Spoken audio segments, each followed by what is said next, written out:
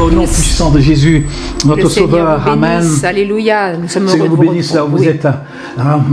La casquette, c'est écrit Jesus is my boss. Il y a quelqu'un qui vient de faire un commentaire, il a dit comment se fait que tu portes une casquette?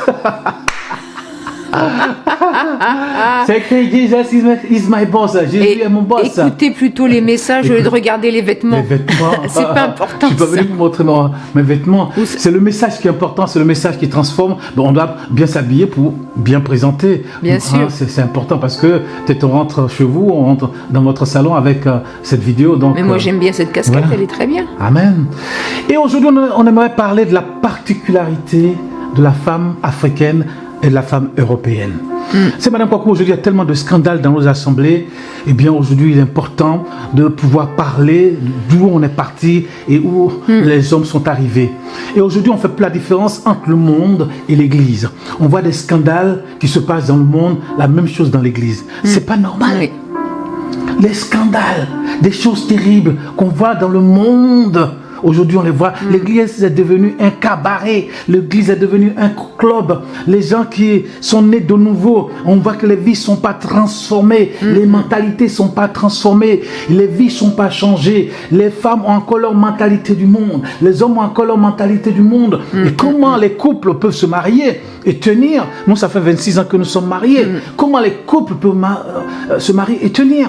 Ça va être difficile. Mais nous, on a eu de bons modèles aussi, hein, comme on en parlait. Nous, nos pasteurs qui étaient devant nous, c'était des modèles. Ils tenaient leur couple. Eh bien, ils vivaient aussi sans doute des moments difficiles, mais ils tenaient leur couple. On ne connaissait pas le divorce chez les pasteurs. C'était inimaginable. Avant, c'était inimaginable. Mais maintenant, on voit des pasteurs qui divorcent. Ils disent ah ben, désolé, mais en fait, je me suis trompée ou j'ai pas compris, donc voilà, je divorce. Et puis hop, je me remarie. Et puis il y a un pasteur en plus qui... Mais nous, moi je me rappelle à l'époque, le pasteur, si tu divorçais, si tu étais marié dans l'église avec un chrétien ou une chrétienne, que tu divorces, tu veux te remettre dans l'église, le pasteur il te dit niette. C'est même pas la peine de venir le voir. Et quelle est la particularité de la femme africaine? Parce que moi je suis né en Afrique, hein, donc je connais un peu la particularité de la femme africaine. Mais aujourd'hui les choses ont vraiment changé. Le monde a changé. On est dans le monde 5.0. Et un monde vraiment qui est étonnant. La femme africaine, dans sa particularité, est née dans une culture. La culture première, parce que selon la recherche scientifique, l'homme vient d'Afrique. Et dans la communauté dans laquelle elle est née, la femme africaine, peut-être c'est un peu fort. Oui, j'allais te le dire, oui. Dans la communauté dans laquelle la femme africaine elle est née,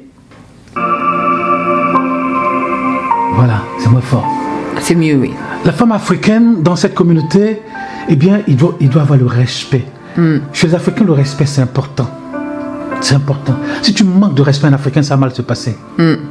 C'est une communauté où on est soumis aux plus âgés. Il faut se soumettre, il faut être obéissant aux plus âgés. Non, en Afrique, c'est comme ça. Si tu manques de respect à quelqu'un plus âgé que toi, tu vas avoir des problèmes.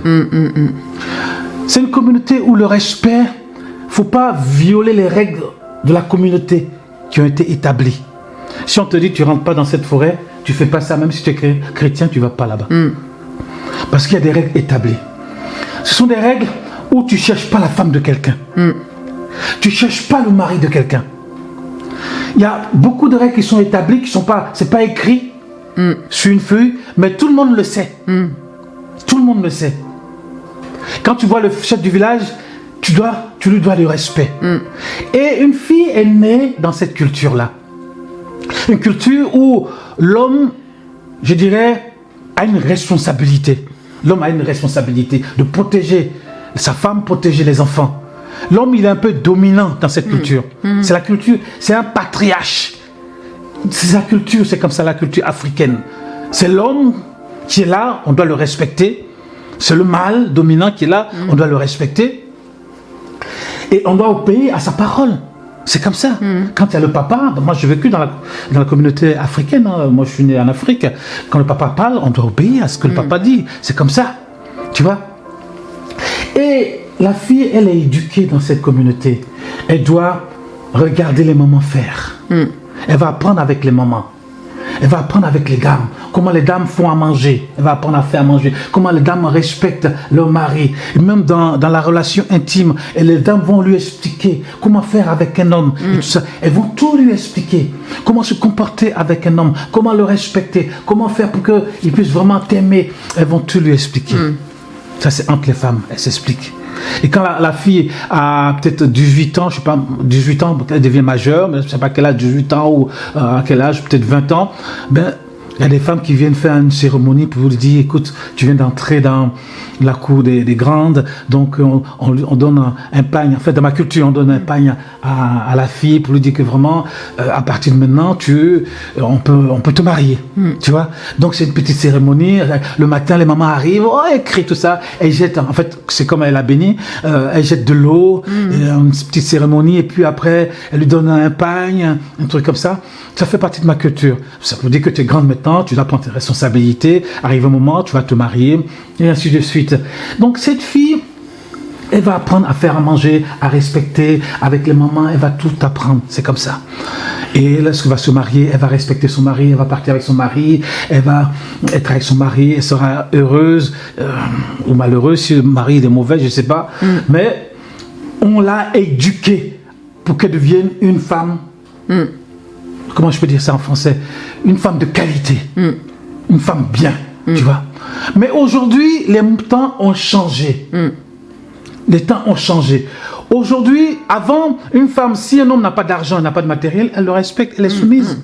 Aujourd'hui, si un homme n'a pas d'argent, il n'a pas de matériel, une situation, les femmes ne te respectent pas. Aujourd'hui, que ce soit en Afrique, ici, les hommes ont peur de se marier. Pourquoi? Parce que les femmes disent qu'avant, elles ont souffert. Que les hommes les ont peut-être maltraités, ceci, cela, qu'aujourd'hui, elles veulent se venger des hommes.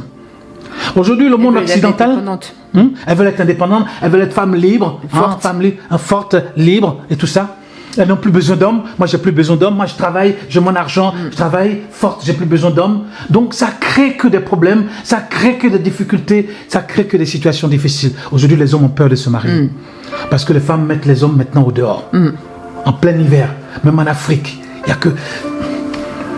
Aujourd'hui, le monde a changé. Ce qui fait qu'aujourd'hui, c'est le bazar total. Les couples qui divorcent. Et on voit cela dans l'église. Cette mentalité est aujourd'hui dans l'église. Des divorces. Des bagarres. Des bagarres. Il y a une sœur là qui est décédée hier, qui chante. Elle a subi la violence de son mari. Elle est morte. Une grande chantre de Nigeria. Elle est morte sur les coups de son mari. Oui, elle est morte. Oh là là là là.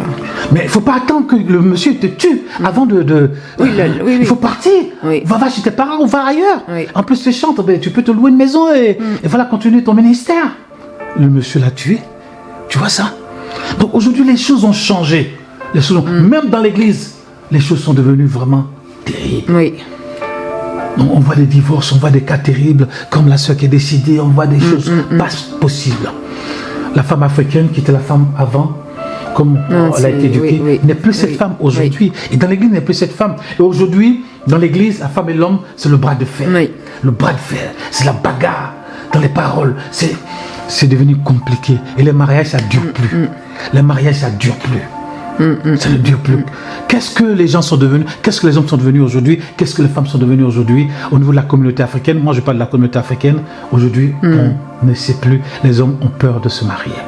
Donc aujourd'hui, vraiment que le Seigneur puisse vraiment aider nos frères et nos sœurs pour que tout se passe bien, pour que vraiment il y ait un changement dans leur vie, pour que, bon, on aura l'occasion d'en parler, mais toi qui connais la communauté européenne, la femme européenne, est-ce que tu peux en parler un petit peu? Moi, je ne dis pas que je suis une spécialiste de l'histoire de la femme, mais ce que je peux ressentir en tant que femme, c'est vrai que quand on regarde les femmes dans le monde entier, moi je souffre, j'ai beaucoup de compassion parce que quand même la femme, elle souffre beaucoup. Quand on voit dans beaucoup de cultures, elle souffre. Moi, j'ai vu dans des cultures où la femme, le monsieur, il était sur un cheval ou sur un mulet, où la femme, elle était devant en train de porter un énorme fagot de bois. Elle était tellement courbée que elle était pliée en deux tellement le fagot de bois était important. Et l'homme, lui, il était sur son petit âne, là, tranquille. Et c'est vrai que ça fait mal au cœur, parce que beaucoup de femmes, quand même, sont maltraitées, sont maltraitées dans le monde. Elles sont un peu... Moi, j'ai dit, mais à ce temps-là, la femme, c'est une esclave, une sorte d'esclave. Donc, il faut voir que dans le monde occidental, il y a des décennies et des décennies, la femme n'avait pas de droit. Elle n'a pu voter que, tu m'avais dit, en 45, elle n'avait pu avoir le droit de vote qu'en 45. Et avant, les jeunes filles n'étaient pas envoyées à l'école, c'était que les garçons qui étaient envoyés à l'école.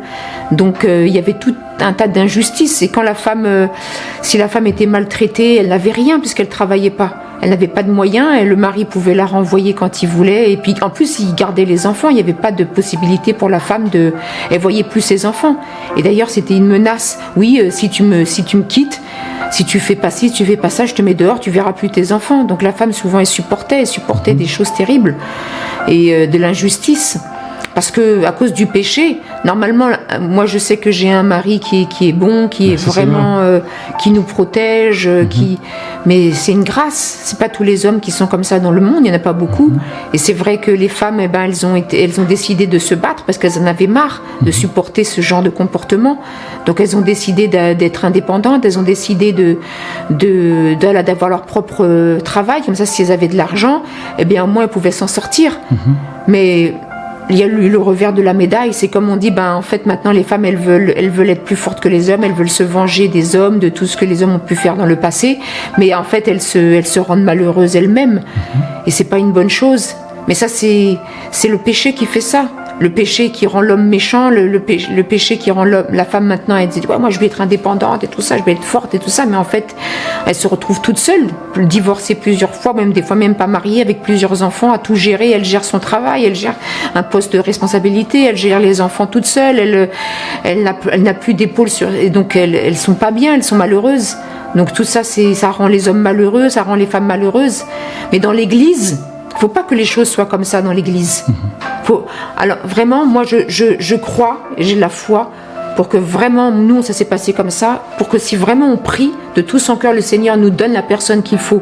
À partir de ce moment-là, il faut obéir à ce que Dieu dit dans sa parole. Maintenant, on revient. On a parlé du monde, mais maintenant on revient dans l'église. Il faut, mes sœurs, s'il vous plaît, si vous voulez être bénis, si vous voulez être bénis du Seigneur, il faut obéir à ce qui est écrit. Femmes, soyez soumises en toutes choses à vos maris, comme si c'était le Seigneur. 2 fois l'apôtre Paul en parle et 2 fois l'apôtre Pierre en parle, qu'il faut être soumise à son mari en toutes choses. Et c'est pas à moitié. C'est pas je suis soumise à A et je suis pas soumise B. Ça, c'est pas bon. Il faut être soumise en toutes choses à son mari. Et si vous le savez, si vous n'y arrivez pas, vous priez le Seigneur. Il n'y a pas marqué femme priez, il n'y a pas marqué femme faites des kilomètres, femme faites ceci. Il y a vraiment femme, soyez soumise en toutes choses à vos maris. Parce que le Seigneur l'a décidé comme ça. Il ne faut pas croire que si on est insoumise, on ne sera pas béni. Des fois, on est malade, on demande au Seigneur de nous guérir, mais le Seigneur dit, mais est-ce que tu es soumise à ton mari? On demande ceci ou cela au Seigneur, mais est-ce que tu es soumise à ton mari? Être soumise à son mari, c'est vraiment... quand il a dit quelque chose, bien sûr, on peut discuter, mais quand il a dit quelque chose, même des fois, c'est pour nous protéger. Il nous dit attention, fais attention à ceci, fais attention à cela. Faut pas dire, hey, moi je suis forte aussi, j'ai pas besoin de. Il y en a qui le disent, j'ai pas besoin de protection. Moi je peux me protéger moi-même. Non, tu peux pas te protéger toi-même. Tu as des petits muscles de rien du tout. Donc vraiment, il faut que dans l'Église ce soit différent, que les hommes prennent soin de leurs femmes, qu'ils chérissent leurs femmes et que les femmes soient soumises à leurs époux. Amen. Amen. Amen. Comme tu as dit, la soumission, c'est quelque chose d'important parce qu'aujourd'hui, s'il n'y a plus de respect, il n'y a plus de soumission, ça va mal se passer dans les couples. Si un homme voit que sa femme n'est pas soumise, si un homme voit que sa femme ne le respecte pas, l'homme se sent blessé dans sa masculinité. Et que chaque femme respecte son mari, comme dit Paul. Exactement. L'homme, c'est comme si c'est à rien en fait. Il est là. Si on le respecte pas et si on n'est pas soumis, c'est comme tu as un enfant. Si tu ne respectes pas, s'il n'est pas soumis, je ne dis pas que la femme c'est un enfant. Mais c'est une image. C'est une image. Mais c'est comme Dieu. Si on n'est pas soumis à Dieu et puis on veut que Dieu nous bénisse, ça va être difficile. C'est Dieu qui a établi tout ça. C'est la parole de Dieu qui le dit. Exactement. Tu m'as dit si je suis pas soumise à mon, si je suis pas soumis à mon supérieur hiérarchique que je vois. Exactement. Et que je dis que je vais être soumis au grand PDG de l'entreprise, ben non, tu le vois pas, c'est pas vrai. Exactement. Et puis comment une femme peut dire qu'elle est soumise à Dieu si elle n'est pas soumise à son mari qu'elle voit? Parce que c'est la parole de Dieu. Donc si tu n'obéis pas à la parole de Dieu où c'est marqué sois soumise à ton mari, c'est que tu n'obéis pas à Dieu tout simplement. Exactement. Et il va y avoir un blocage, ma sœur, il va y avoir un blocage, toi-même tu vas pas comprendre. Ah bah oui, exactement. Toi-même tu vas pas comprendre pourquoi il y a des blocages dans ta vie, pourquoi il y a des prières qui sont pas exaucées, même des fois, même ça amène la rébellion dans le cœur des enfants, l'insoumission, parce que toi tu n'es pas soumise à ton mari, donc ça amène l'esprit de rébellion dans la famille, et tes enfants ils sont pas soumis. Toi, même si tes enfants te ramènent des bonnes notes, mais qu'ils te respectent pas, qu'ils sont pas soumis, ça va pas te plaire. Donc le mari, c'est pareil, tu pourras lui faire le foutou, tu pourras lui faire la sauce graine, tu pourras lui faire ceci ou cela, mais si tu n'es pas soumise à ce qu'il te demande, ça lui fera rien. Donc aujourd'hui, on est arrivé à un moment dans l'église où il y a comme une rébellion de la femme et l'homme se sent blessé. Parce que comme aujourd'hui on parle de la femme, l'homme se sent blessé dans... comment je peux dire ça? Il se sent blessé, tu comprends? Dans son rôle, oui. Dans son rôle, exactement. Donc il se sent plus chez lui, tu vois ce que je veux dire? Et donc actuellement, il y a le bras de fer et ça crée des problèmes. Et c'est ce qu'on vient de voir, tu vois, la sœur décédée hier. Décédée hier de façon bizarre. Donc ça crée des tensions dans les foyers. Ça crée... chacun vit de son côté. On ne fait pas attention à l'autre. On vit comme ça. Et puis on va à l'église et on rentre à la maison. Et après on reprend son travail. Et chacun fait ce qu'il a fait. Et puis voilà. Et puis on est malheureux. Et, alors que le Seigneur veut que nous soyons heureux ou heureuses. Le Seigneur veut que la famille, qui est la cellule de base de la société et de l'Église, se porte bien. Pour que tout le monde se porte bien, pour que l'Église marche bien, pour que les enfants soient heureux, soient éduqués dans de bonnes conditions, pour que vraiment le nom de Dieu soit glorifié. Parce que quand ces enfants vont grandir, eux aussi vont accepter le Seigneur et ils vont glorifier Dieu, parce que les enfants vont regarder ce que les parents vivent et ils vont copier. Les enfants copient. Moi, je bénis Dieu que nos enfants, ils ont grandi dans de bonnes situations et je suis sûr qu'ils vont copier ce que ils ont vu. Donc, il est important que tu sois une femme africaine, une femme européenne, que nous sommes aujourd'hui maintenant dans l'Église. Et d'obéir à ce que Dieu dit dans sa parole. Voilà, et d'obéir à ce que Dieu dit dans sa parole. Parce que si on n'obéit pas, moi je peux te dire, la Bible a complètement raison à 100%. Et c'est Dieu qui nous a créés. Si tu fais le contraire, ou tu dis je ne suis pas d'accord par rapport à ces versets, vraiment tu cherches ta perte. Mais c'est vrai qu'on en discutait aussi, et c'est très rare que dans les réunions de femmes, ou plutôt c'est que oui, mon ministère. Seigneur, je veux être béni, Seigneur, je veux ce travail. Mais est-ce que souvent, il y a dans les réunions de femmes, bon, les sœurs, on va prier maintenant, on va faire une réunion spéciale, on va prier, on va crier à Dieu. Seigneur, aide-nous à être soumises à nos maris. Oh, j'ai jamais entendu ça, moi. Aujourd'hui, j'ai jamais entendu ça. Aujourd'hui, c'est difficile. Et quand il y a insoumission, le Saint-Esprit est là, il ne peut pas agir. Et c'est vrai qu'aujourd'hui, ce mot a tellement été galvaudé. Les femmes pensent que quand on parle de soumission, c'est comme si l'homme va t'écraser, C'est vrai qu'il y a des hommes comme ça. Mais arrive un moment, il faut parler, il faut s'asseoir et discuter. Il faut s'asseoir et discuter. Assois-toi, je m'assois, ce qui va, ce qui ne va pas, et on trouve une solution. Moi, quand je me suis marié avec toi, je ne t'ai pas écrasé, je ne t'ai pas dit... Non, parce que tu es un homme bon. Mais c'est comme ça. Et c'est ce que nous devons être. C'est ce que Dieu nous appelle à être. Moi, je suis la parole de Dieu. J'ai ma culture, c'est vrai. Mais la première chose que je suis, c'est la parole de Dieu. C'est la parole de Dieu qui a une influence dans ma vie. Et je la mets en pratique. C'est ça. Si je veux changer, c'est la parole de Dieu qui me change, qui me transforme. C'est ça. C'est pas ma culture, c'est vrai que je respecte ma culture, mais aujourd'hui, quand tu vois les couples, tu te dis, mon Dieu, vraiment que le Seigneur puisse vraiment aider les couples, aider nos frères et nos sœurs. Mais l'image des pasteurs qui divorcent, c'est vraiment catastrophique, parce que tous les chrétiens qui vont dans des églises où il y a des pasteurs qui sont divorcés, se disent, si le pasteur divorce, c'est que... Alors au bout de 2 ans, 3 ans, 4 ans, 5 ans, au lieu de faire des efforts, parce que c'est vrai, il faut faire des efforts. Emmanuel a fait des efforts, moi j'ai fait des efforts aussi. Il faut faire des efforts. Donc si on dit, je me suis trompée, il y a ça qui va pas, je divorce. Mais tu vas divorcer tous les 5 ans, parce qu'il y a toujours quelque chose qui va pas. C'est catastrophique, ça. Donc vraiment que Dieu vous bénisse. Amen. Nous voulons que les couples se portent de mieux en mieux. Nous voulons le bonheur pour vous. Que le bonheur, le Seigneur veut le bonheur pour vous. Le bonheur dans les foyers. Qui ne rêve pas du bonheur? La plupart des jeunes filles rêvent du bonheur. La plupart des jeunes hommes rêvent du bonheur. De voir leur épouse, de voir leur époux. Le bonheur total dans le couple jusqu'à la fin de notre vie. Quand on s'est marié à la mariée, on était heureux. Et c'est ça qu'on doit voir jusqu'à la fin de notre vie. C'est vrai que dans la vie, il va y avoir des difficultés, il va y avoir des soucis. Mais il faut le bonheur que Dieu nous donne. Vraiment que Dieu vous bénisse. Amen. Au nom puissant de Jésus. Amen. Notre que Dieu Sauveur. vous bénisse. Il doit y avoir une différence entre le monde et nous, Oui. qui sommes des enfants de Dieu, des fils de Dieu, qui sommes des héritiers de Dieu. Que Dieu vous bénisse au nom puissant de Jésus. Madame Kouakou, merci. Merci, Madame pasteur. Kouakou, j'ai du respect pour toi, Madame Kouakou. Merci. J'ai de l'amour pour toi. Oui. Au nom de Jésus. Moi aussi. Amen. Amen. Amen.